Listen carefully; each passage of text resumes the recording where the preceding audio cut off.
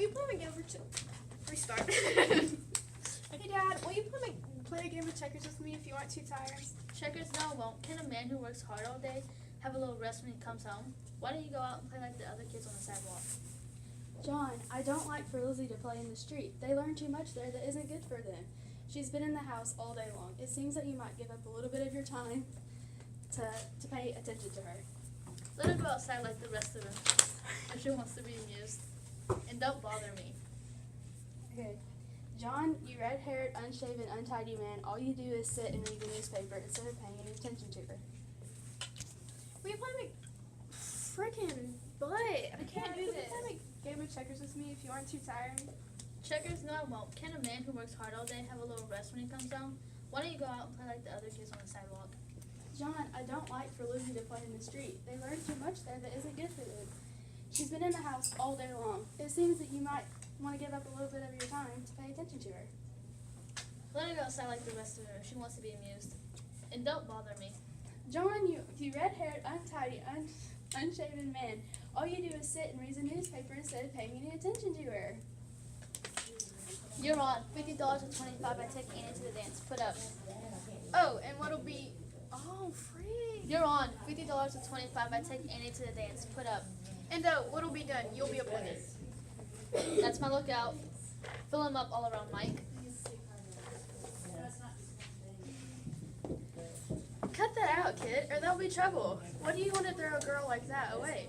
You'll never find one that'll freeze you like Liz has. She's worth a handful of Annies. I'm no Annie admirer, but I want to teach Liz a lesson. She thinks I belong to her. She's been bragging that I don't even dare speak to another girl. Liz is alright in some ways.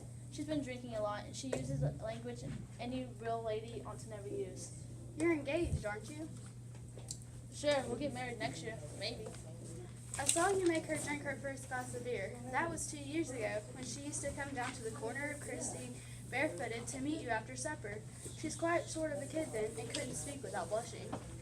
She's a spitfire sometimes now. I hate jealousy. That's why I'm going to the dance with Annie. I'll teach her some sense. Well, you better look out. If Liz was my girl, and I was to sneak out to a dance, coupled up with an Annie, I'd want a suit of armor underneath my garments personally, that's for sure.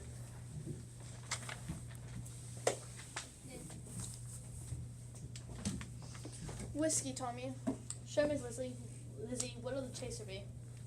Seltzer, and say, has the kid been around today? No, I haven't seen him all day, actually. I'm looking for him. I hear he's taking Annie to the dance. Let him. That pink-eyed rat. I'm looking for him. You know me, Tommy. 2 years. The kid's been engaged. Look at the ring. $500 it cost. Let him take her to the dance. What'll I do? Cut out his heart? Another whiskey. I want to listen to such reports, Ms. Lizzie. Kid Malloy's not the guy to throw a lady like you around. 2 years. I always used to play outside in the streets because there wasn't anything else to do while I was at home. For a long time, I just sat on the doorstep and looked at the lights. But then the kid came, which made me feel like I am today. The first drink he made me take, and I felt guilty the whole way home until I started a liking of this stuff. And all that noise, or he made me make all that noise. Okay, can you, cook her? And say, Tommy, have you ever seen this girl, Annie? If it wasn't for the illegal poison of your possession rule, I would have put her out a long time ago. Oh, and the kid comes, tell him. That me? Yeah, me? I'll cut it at his heart. Leave it to me. Another whiskey, Tommy. I will listen to such reports, Ms. Lizzie. Kid Malloy's not the guy to throw a lady like you around. And then cut to TVC. You already said that. Very sad one, an utterly corrupted girl. I am a special terrestrial officer in the Reverend Jones. This case was assigned to me. The girl murdered her fiancé and committed suicide. She had no defense. My report to the court relates the facts in detail, all of which are sustained by reliable witnesses. The wages of sin is death. Discharge. Come here, Jonesy.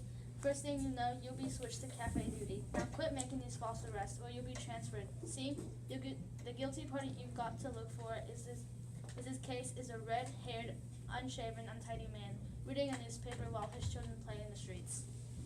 Poor girl. It was one of the saddest cases that I've ever met with. Now, wasn't that a silly dream?